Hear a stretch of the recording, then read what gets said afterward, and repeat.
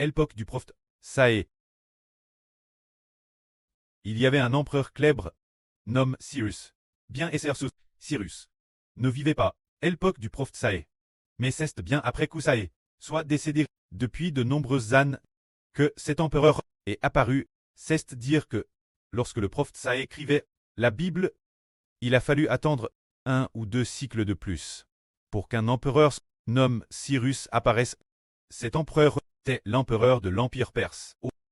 C'est dire que le prêtre avait déjà prophétisé qu'il ferait emmener les Israélites en captivité Babylone. Puis, après avoir été captifs, Babylone pendant 70 ans, il ferait en sorte qu'un empereur de l'Empire perse vienne détruire Babylone et libérer les Israélites pour qu'ils retournent chez eux. Plus tard dans la prophétie du livre du prophète Saé, environ 200 ans plus tard, est apparu un célèbre empereur, nommé Cyrus. Ainsi parle l'Éternel Dieu. Moi, Jova, mon nom Cyrus, dont je tiens la main droite, pour terrasser les nations devant lui, et pour lier la ceinture des rois, pour ouvrir les portes devant lui, afin qu'elles ne soient plus fermes. L'Éternel Cyrus dit ceci: Je marcherai moi-même devant toi. J'aplanirai les chemins raboteux. Je romprai les portes de bronze, et je briserai les verrous de fer. Je te donnerai les trésors cachés et les richesses enfouies dans les lieux secrets, afin que tu saches que je suis celui qui, par ton nom, t'appelle le Dieu d'Israël, pour l'amour de mon serviteur Jacob et de mon lu Israël. Je t'appelle par ton nom, je t'appelle, alors que tu ne me connaissais pas, je donne ce titre d'honneur.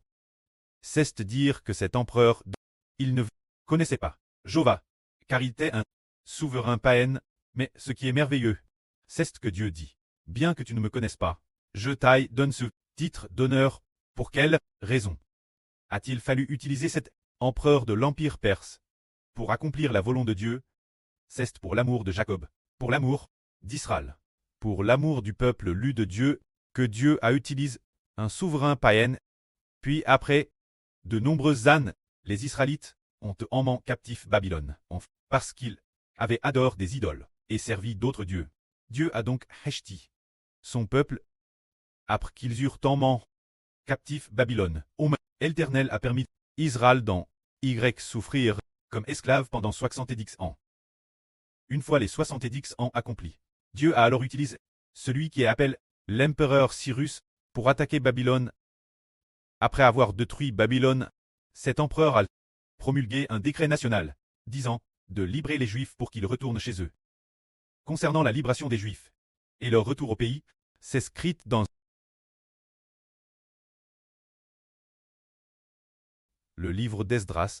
Le livre d'Esdras contient cela. Et il semble aussi que le deuxième livre des Chroniques écrive également. C'est dire que Dieu, afin de réaliser ce qu'il avait dit au prophète Jérémie, que les 70 ans devaient s'accomplir, pour que l'Israël retourne chez lui. Alors Dieu a touché l'empereur de l'Empire perse, le cœur de Cyrus, pour qu'il promulgue un décret national, libérant les Juifs pour qu'ils retournent chez eux. Et c'est précisément ce Cyrus qui a promulgué le décret national pour reconstruire le temple de Jova. C'est dire Zorobabel, bâtissant le temple, cette affaire elle. C'est cet empereur Cyrus qui a ordonné Zorobabel de retourner au pays pour bâtir le temple de Jova, pour les laisser, pour que Zorobabel, le chef des Judens, Zorobabel, conduise les Judens depuis la terre de Perse, depuis Babylone, pour retourner chez eux, de retour à Jérusalem, pour reconstruire le temple. Alors aujourd'hui, nous disons que Cyrus appartient au passé, mais dans l'esprit de Hébert, il ressent toujours que Dieu, bien qu'il s'agisse de ce Cyrus, de l'ancienne époque de Zorobabel, l'empereur Cyrus, venu bâtir le temple de Dieu et promulguer le décret national, utilisant ainsi les trésors nationaux pour édifier le temple. Mais le frère Hébert pense toujours dans son esprit que notre époque, il y aura un nouveau empereur Cyrus du Nouveau Testament. Cet empereur Cyrus, il ne sait pas de quel pays il est le président. Ce n'est pas SR, serait-ce l'actuel président américain Donald Trump. Ce n'est pas TRS-SR. Mais il y a un président TRS puissant, qui va attaquer plusieurs nations, pour l'amour de qui? Pour le royaume du frère Aber.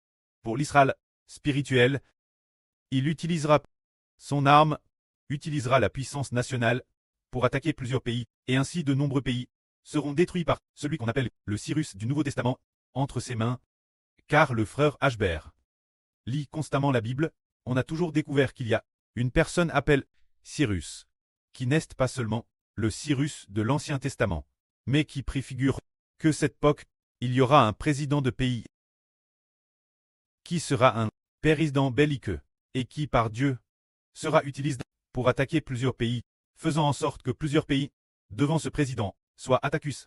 Ainsi, les régimes de plusieurs pays, cause de ce président, verront leur régime s'effondrer. Une fois que les régimes s'effondrent, alors, le Seigneur Jésus-Christ et l'évangile de Hber pourront se propager. Alors se pourrait-il que ce soit vraiment Trump, ou bien le président après Trump. Cela nous avons du mal à le juger.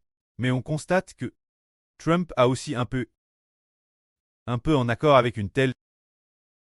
Ce qu'il fait semble un peu conforme à la volonté de Dieu. Car il a d'abord attaqué l'Iran, faisant s'effondrer le régime iranien. Puis il a de nouveau attaqué le Venezuela, en faisant arrêter le président du Venezuela, faisant en sorte que le Venezuela, maintenant il veut aussi continuer l'attaquer. Et il est en train de mener des politiques qui semblent nous faire voir qu'il semble que selon la volonté du prêtre et du Seigneur, il y a juste 2 jours, le frère Hber a hervé d'un empereur. Cet empereur semble préfigurer. Le frère Hber a dit qu'il allait attaquer le Japon. Mais cet empereur est en réalité le Seigneur Jésus-Christ. Alors si c'est cause de Trump que les États-Unis, ou pour diverses raisons, attaquent le Japon, alors il se peut que Trump soit vraiment Cyrus le Grand. Attendons encore patiemment, et attendons aussi que le précleste le RVL clairement au frère Hber.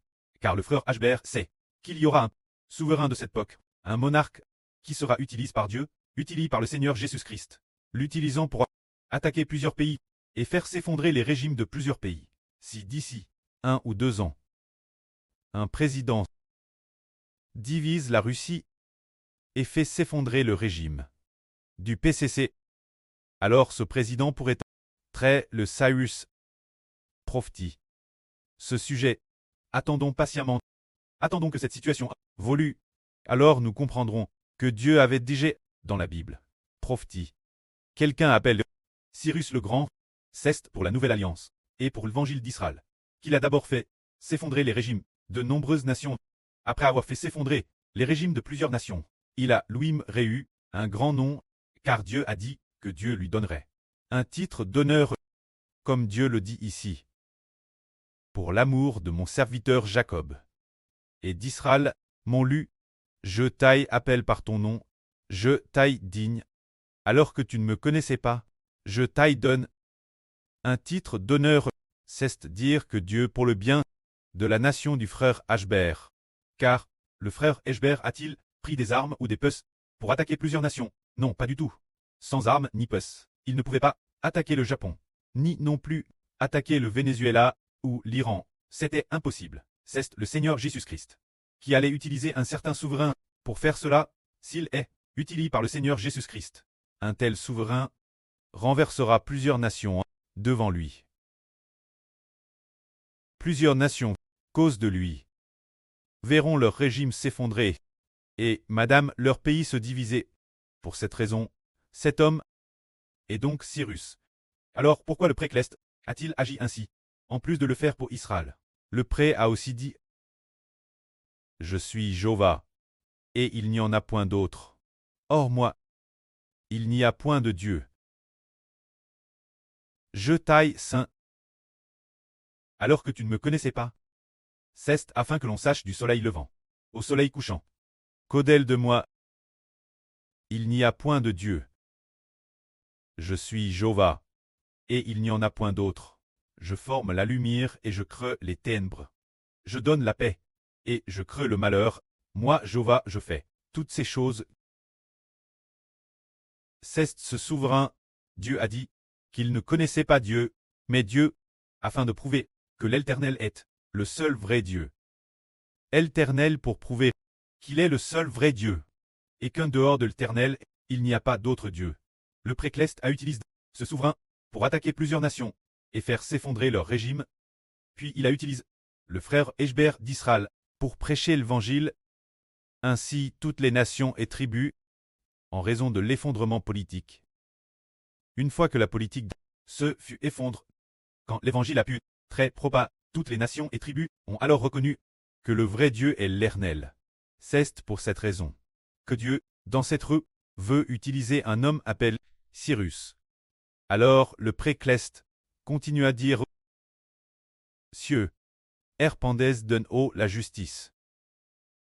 Que les nus la fassent pleuvoir. Que la terre s'ouvre, qu'elle produise le salut, et que la justice germe en madame temps. Qui acquérir toutes ces choses, c'est moi l'Éternel. » C'est de dire que le précleste permet un souverain d'attaquer plusieurs nations. Et après l'effondrement politique de ces nations, la justice de Dieu pourra alors venir. C'est tout comme la pluie qui tombe du ciel pour arroser la terre. Cela fait s'effondrer les régimes de plusieurs nations. L'Évangile s'y propage. Alors la justice de Dieu prend vie, et le salut et la gerce de Dieu naissent ainsi. C'est dire qu'après que les régimes se soient effondrés, l'Évangile se propage, le salut et la gerce peuvent alors se propager toutes les nations. Ainsi Dieu peut, alors, parmi tous les peuples et nations, sauver une multitude de personnes, afin qu'ils puissent se tourner vers Dieu, tout comme pressant. Le précleste utilise « nous, ses enfants ». Il semble dire qu'il nous forme ou nous faune, nous prouve juste ce que les régimes de plusieurs nations s'effondrent. Quand commencera l'effondrement des régimes, le précleste Jéhovah nous utilisera puissamment. Le pré actuellement nous prouve d'abord. Durant ce processus de preuve, le monde n'est pas encore dans un si grand chaos. Il n'y a pas de grand chaos, seulement une LGR, instabilité politique. Quand le moment du prêt sera venu, il laissera ce président attaquer certains pays. Ainsi l'Évangile pourra se propager. Ce moment tel, nous aurons déjà fini d'être prouvé. Le précleste, ceux qu'il juge dignes d'être utilisés, ceux qui conviennent l'usage de Dieu, il leur accordera l'autorité et la puissance. Leur accordera la gerce, leur accordera toutes sortes de bénédictions. Ceux qui en sont dignes, et ceux afin que ceux qui en sont dignes soient utilisés par Dieu. Pour apporter le salut de Dieu toutes les nations, le prêt est en train de réaliser un si beau dessein. Quand Trump est-il celui prophétisé par Dieu, cet homme appelle Cyrus. Attendons patiemment. Si c'est cause de Trump que la Russie se divise, et si c'est aussi cause de Trump que le régime du PCC s'effondre dans l'instabilité politique, alors Trump devrait être le Cyrus, annonce par la prophétie que Dieu, pour l'amour du pays des frères Hébreux, veut utiliser un certain pays, le président d'une certaine grande puissance, pour accomplir la volonté de Dieu, puisqu'il est dit que ce président, Dieu lui donnera un nom prestigieux, ce qui signifie que, dans cette époque, sa renomme est grande. Et il obtiendra de nombreux butins. Les richesses de plusieurs pays partagent par lui. Le précleste a prophétisé dans la Bible que la gloire soit auprès et au Seigneur. Amen.